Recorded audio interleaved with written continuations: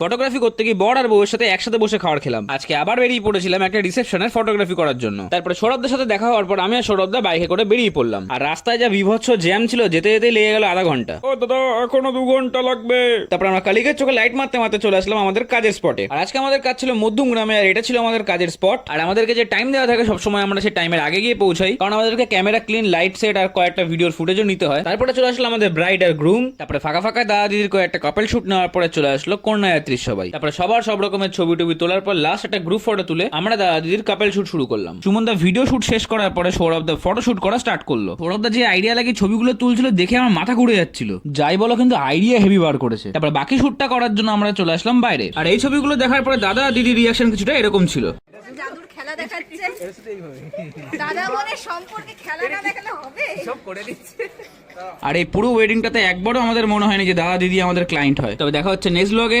By.